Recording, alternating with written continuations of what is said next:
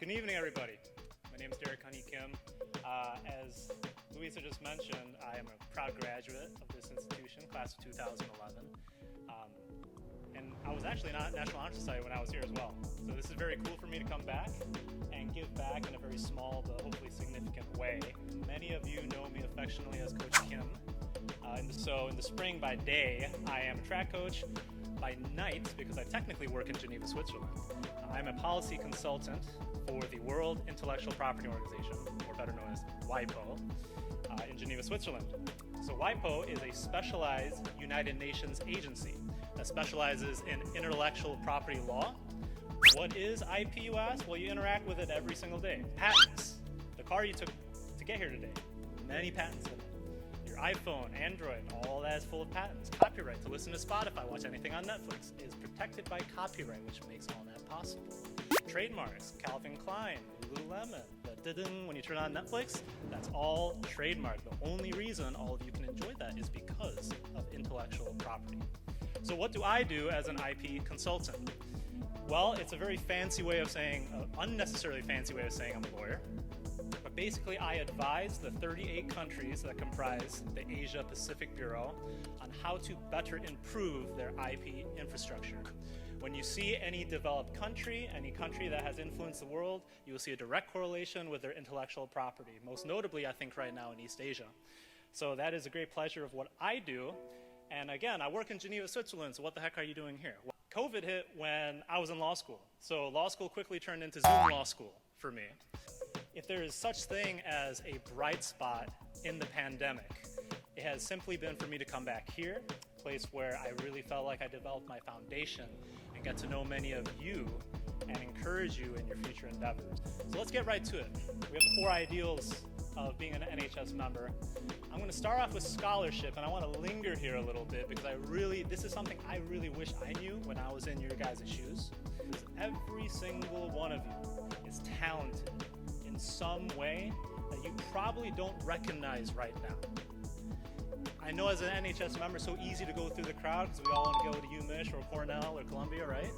But the thing is, you're talented in a way that you probably don't realize. And you have to be so intentional about finding that in your classes and in the activities and the clubs you do. It's not just going to happen by itself. When I was in your shoes here, 12, 13 years ago, I did not know I wanted to be a lawyer. There were a few things I knew for sure. One, I really wanted to make a global impact. I wanted to affect a lot of people. And number 2, I hated math and science. You're Asian, stop humiliating yourself! See, I hear some nervous chuckles because you know us Asian folk with math and science, right? It's like our bread and butter, right? It's like Kumon, right? You guys know what I'm talking about? I actively rebelled against Kumon. This was tricky because I wanted to be a doctor at first because, you know, what's cooler than being a doctor? You get to save lives. Well, then my sophomore year in Miss Michelle Evans' biology class, I got a B, which was devastating for me, right? Because you know, it's Asian folks, doctor, engineer, lawyer, or failure. You know, it's cutthroat out here. But you know what? I loved Miss Hattie McGuire's writing classes. Miss Joan Carmichael, Miss Claudia Valansky. I loved their AP Lang. I loved Mr. Tom Brenner's U.S. Government History and Politics class. I loved seeing how different arguments took place and how you got to express yourself through the written word. And here's the thing, it's the first thing they teach you in law school orientation, okay? There is no right answer. Now, to some of you math and science people out there, that's terrifying. Guys, when in life is there one right answer, right? Like, what college are you gonna go to? Who are you gonna take the prom on April 30th? There's no right answer in life, right? And like crafty skills, you need to develop critical thinking skills, and that comes through your liberal arts classes. So classes where you write and you reason with one another. So I said, okay, well, you know what? I'm gonna go be a journalism major at Michigan State. That's what I did. I ran on the track team. But the thing is, I didn't want to just talk about the problem. I wanted to be the one solving the problem myself. So that's what led me to go to law school. You know, as a journalism major, you see both sides of the story. Well, in law school, you got to see both sides of the argument. So I went to the University of San Diego School of Law, where I got my Master's of Legal Science, and then I finished at the University of New Hampshire School of Law, where I got my Juris Doctorate degree. I didn't know this when I was in your guys' shoes. I didn't know I wanted to be a lawyer, but I knew I loved to read and write. So I just encourage you, in terms of scholarship, be very intentional about developing your craft, and it might not necessarily be what you think it is right now. Let's move on to talking here about service. It's very simple. Service, I encourage you all to be intentional in your service. You know, I know how it is in NHS. I was a pretty driven student myself. As I really hope that you would use this opportunity to develop your skills, but more importantly, for this matter, find out the causes, the organizations, the values that are important to you. Don't just go through the motions. It'll be a waste of time. I spent my volunteer hours, a lot of it through my church, short-term mission trips, going to Montego Bay, Jamaica. And in fact, my senior year, I spent in downtown Detroit, but working with organizations that help low-income clients there. This past spring, or this last spring, when I graduated from law school, I did a legal residency in downtown Detroit. And I got that through a connection I made when I was in your shoes doing my volunteer hours. I like the values that these organizations stand for, and I want to do something vaguely related to this. And that eventually led for me working for the United Nations. You guys, I really hope you are so intentional about your volunteer hours. Don't just go through the motions. Next, let's talk about leadership. And again, it's very, very simple. You want to be a leader? Be a servant. You want to be a leader? Be a servant. I think at your age, it's very easy to think that just yelling at people is leadership. If you're just yelling for the sake of yelling, and the person on the other side doesn't think you genuinely care about them, that's not leadership. That's authoritarianism. It's being a dictator. Here's the thing, you want to be a leader, you want people to follow what you say and what you do, genuinely care about other people. Develop a humble posture toward other people. I gotta have a little humble brag here. So again, I graduated here, class of 2011. I was the class of 2011 homecoming king, class president. I was also the homecoming prince my sophomore year.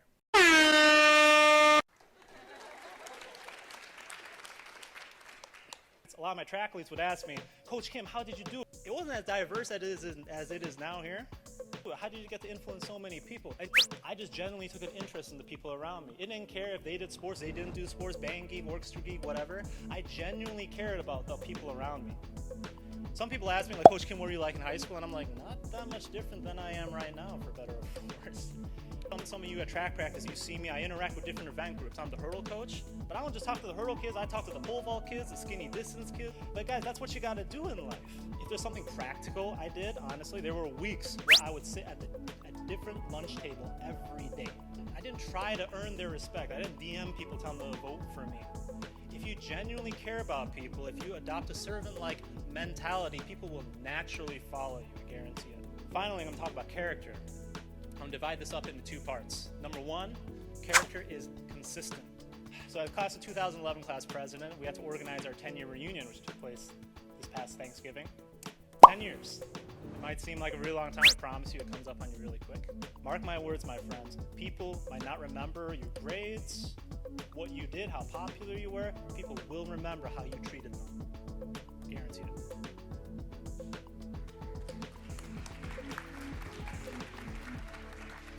You give them dirty looks, you talk behind their back, guarantee you people will remember 10 years down the road. You gotta be consistent, ladies and gentlemen. You shouldn't change your attitude or demeanor depending on your friend group, your activity group. You gotta be consistent. One person that was very consistent with me was my football coach, Mr. Nick Letarte. When I played football, I was a receiver. He was the offensive line coach. On the surface level, we don't really have too much in common. There's not too much for me to connect. He would still invite me to early morning workouts with the seniors and the juniors when I was a sophomore. And after I would have a good game or a bad game, he would text me afterwards encouraging me, hey Derek, you did a great job. And isn't it funny, 10 years down the road, you might think it's just like a text, but still remember it. Because Mr. Letarte was consistent. It didn't matter if I was an offensive lineman, looked different, he was consistent. I really hope all of you adopt the same attitude that Mr. Letarte adopted with me. Let's wrap this up now talking about the second part of character. And that's character goes out of its way. So here's the thing, guys, when you like somebody, when you have an interest in somebody, you tend to do some things, or at least I do, that you wouldn't do with other people, right?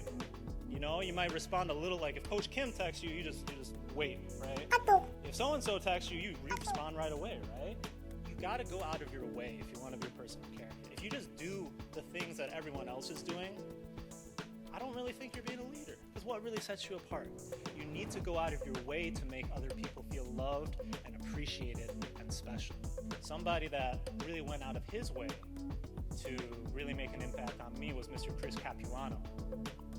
I was born in South Korea. I'm very proud of my Korean heritage. I became a U.S. citizen when I was here in Novi High School, 2010, my junior year of high school.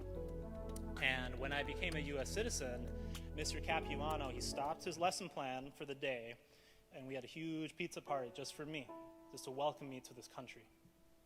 He went out of his way to make me feel special. He showed consistent character by going out of his way. Again, I really hope that these small but significant examples kind of give you all something to think about. What are some ways I need to be more consistent? Who is somebody that I can really reach out to and show character that sets itself apart?